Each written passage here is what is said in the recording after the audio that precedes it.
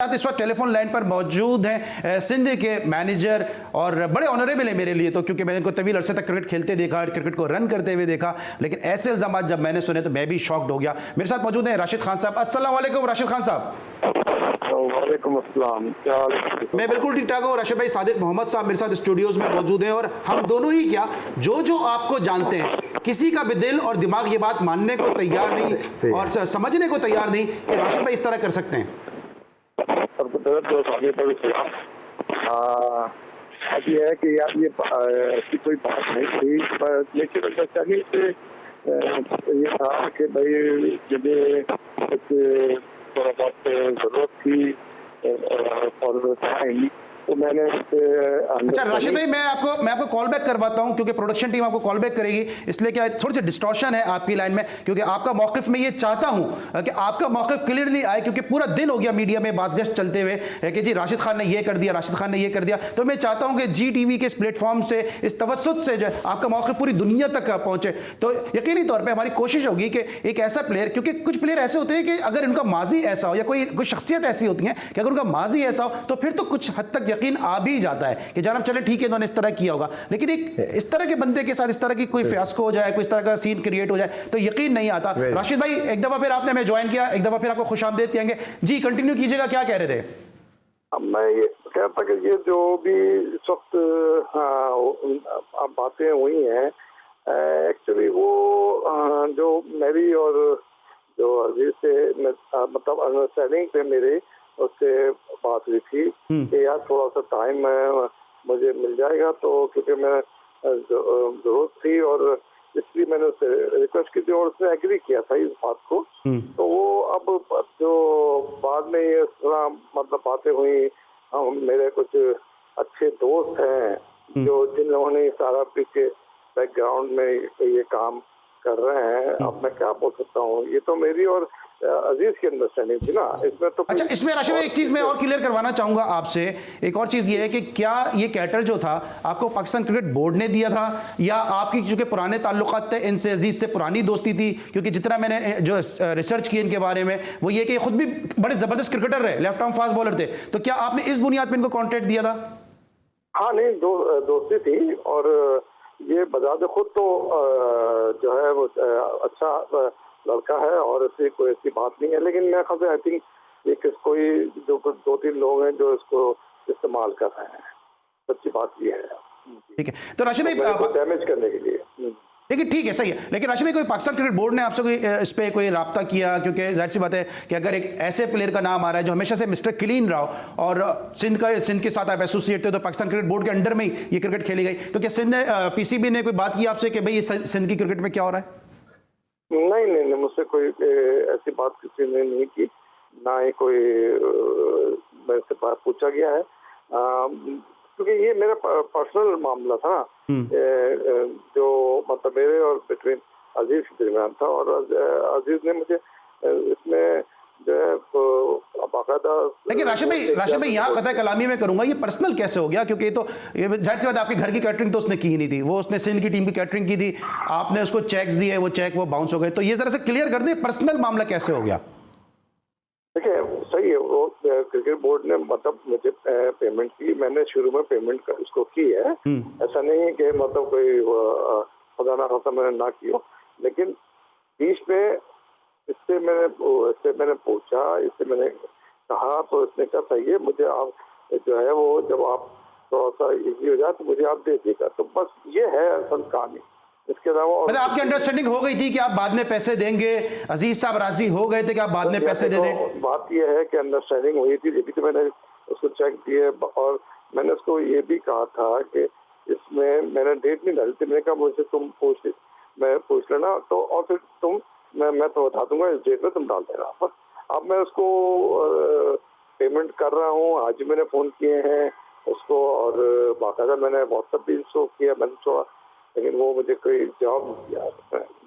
ठीक है, तो राशिद आपको क्या लगता है कौन लोग हैं जो राशिद खान की मैनेजरशिप से खुश नहीं है?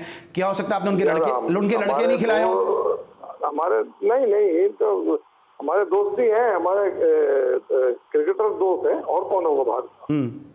तो अब मैं क्या उनके नाम दूं, जब तक मैं कंफर्म ना हो जाऊं लेकिन मुझे पता है कौन है, कोई ऐसा क्या इसके बारे में क्या कह सकते हैं आप?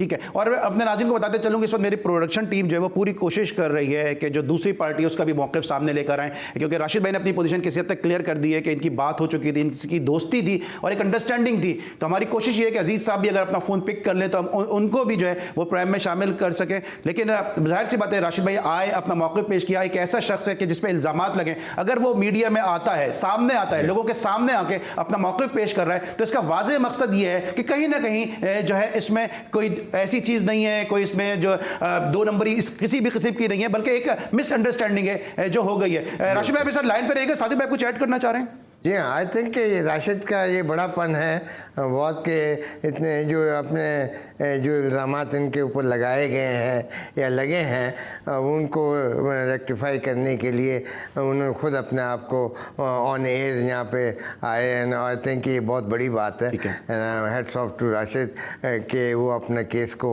वो करना चाहिए। मैं अपने प्रोडक्शन टीम से रिक्वेस्ट करूंगा ज़रा राशिद भाई को एक दफ़ा फिर ऑन एयर ले लें, क्योंकि कुछ एक दो सवाल और थे जो मुझे उनसे मालूम करने थे और लाइन शायद ड्रॉप हो गई है। तो ज़रा राशिद भाई को ज़रा दोबारा ऑन एयर लीजिएगा, क्योंकि एक दो सवालात पे उनका मौक़िफ़ लेना बड़ा ज़रूरी है। सादिक भाई, अब जिस तरह राशिद भाई ने आके कह दिया, अगर यहाँ पे आके यही बात कह देते हैं कि जी ठीक है मैं पैसे देने को तैयार हूँ, फिर आप समझते हैं इस मामले को ख़त्म हो जाना चाहिए, क्योंकि पाकिस्तान अब मुतहम्मिल नहीं हो सकता इस किस्म की चीज़ों का। जिनके पैसे राशिद ने देने हैं उनको भी आके थोड़ा सोचना चाहिए। तो वो नहीं आ रहे हमारे, वो नहीं आ रहे हैं, उनको सामने आना चाहिए और एक हम इस तरीके से इसको सॉल्व कर सकते हैं कि वो कि राशिद खान उन्होंने एक बहुत बड़ा पाकिस्तान का नाम भी है और वर्ल्ड कप भी खेला हुआ है, लेजेंड है और अच्छी सर्विसेज पाकिस्तान को दी है, been a good coach, manager भी पिछले साल भी थे, पिछले साल ऐसी कोई बदमज़गी नहीं हुई और इस साल अचानक ऐसे कुछ हो गया।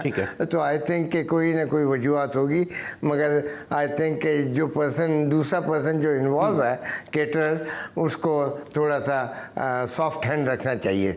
ठीक है, पाकिस्तान क्रिकेट बोर्ड को इस हवाले से मैं समझता हूँ ज़रूर इंटरवीन करना चाहिए। इस वक्त टेलीफोन लाइन पे ज्वाइन कर लिया है जो दूसरी पार्टी है, यानी जो कैटर है सिंध की टीम के, और मैं ये बात ऑन एयर बरबिला ये बात कहता हूँ कि जितने लोगों से मेरी बात हुई है जो क्रिकेट से वाबस्ता है, सबका ये कहना है कि इन्होंने बड़ी ज़बरदस्त कैटरिंग की है और कम वक्त में मुख्तलिफ वेन्यूज़ पर इन्होंने इन टाइम और बहुत ही ज़बरदस्त और फ्रेश फूड इन्होंने पहुँचाया। तो इसमें इनकी सर्विसेज, इनके म्यार, इनकी क्वालिटी स्टैंडर्ड के बारे में कोई दो राय नहीं है। खुद भी क्रिकेटर रहे तो जानते हैं कि क्रिकेटर की क्या नीड होती है। अजीज़ साहब ये बताइएगा कि अब मामला कहां तक पहुंचे?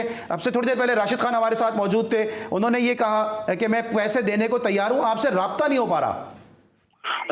जी मैं आपको बताते चलूँ ये मेरे साथ हुआ क्या कि मैं इनसे मुसलसल राब्ते में था और इन्होंने मुझसे कुछ कहा था कि कुछ मेरी तकरीब है और तकरीब की वजह से आप रुक जाइए। मैं मुसलसल डेटे इनसे मांगता रहा कि डेटे दे दें, मुझे डेटे दे दें। और दूसरी बात देखिए, पीसीबी पैसे पहले ही दे देती है अकाउंट में और हर टीम से मुझे जो है ना चेक मैच के फौरन बाद मिल जाते थे। ठीक है, ये मैं इनसे चेक मुसलसल मांगता रहा, पाकिस्तान कप आ गया, सब चीजें आ गई, वो मुझे इन्होंने 2 चेक दिए और उसमें डेट नहीं डाली और उन्होंने कहा मैं डेट दे दूंगा। फिर मुझे पाकिस्तान कब शुरू हुआ तो मुझे पता चला इनके यहाँ कुछ एक तकरीब है, तो मैं रुक गया उस तकरीब तक। इन्होंने बोला कि वो मैं तो ये ना 6 लाख रुपए जो है ना वो मैं तुम्हें दे दूंगा। तो मैंने बोला ठीक है। फिर मेरी बोर्ड से बात हुई, बोर्ड में मैंने ये तमाम चीजें बताई, मुझे बताया गया कि आपको जो है 6 लाख रुपए हमने इनको दे दिए और ये 1.5 महीने पहले। अच्छा ठीक है अजीज साहब, लेकिन वो तो ये कह रहे हैं ना, वो तो ये कह रहे हैं कि आपके उनसे कुछ छोटे भाइयों बड़े भाइयों वाले मामला आते हैं। नहीं सर मैं बिजनेस करता हूँ, जो मैं कर सकता था मैंने कर दिया और मैं कारोबारी इंसान हूँ। इसको 6 महीने हो गए मेरी चीज को, मैं मुसलसल इनसे पैसे ही मांग रहा हूँ।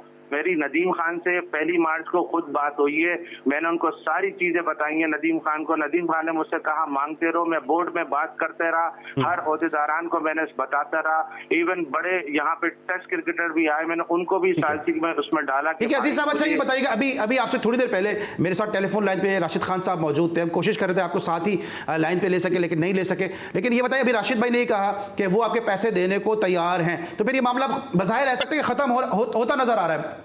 सर पैसे आज उन्होंने, मैंने चैनल में एक देख रहा था कि आज उन्होंने ये क्लिप आपने भी शायद देखी हो, उस पर चला कि मैं आज ही पैसे उसको दे दूंगा। स्टिल अभी तक मुझे एक सिंगल पेनी नहीं मिली है। ठीक है, लेकिन हमारी कोशिश ये होगी कि इस मामले को सेटल डाउन आप लोग आपस में बैठ के कर लें।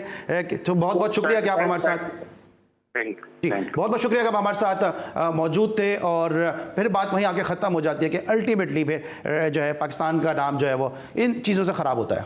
एग्जैक्टली आई थिंक ये इतनी बड़ी रकम नहीं थी कि जितनी राशिद ने उसके लिए इतनी प्ले की उनके लिए के लिए। और मैं समझता हूँ कि केटर जो हैं वो अगर इस बात को मान लें और एक पाकिस्तान की क्रिकेटर का एक जो है उसने पाकिस्तान के फ्लैग को काफ़ी सराहा है। और मैं समझता हूँ कि एग्रीमेंट बाहर ही हो जाए और सेटल हो जाए और आके अनाउंस कर दे। और हमारी भी कोशिश ये है कि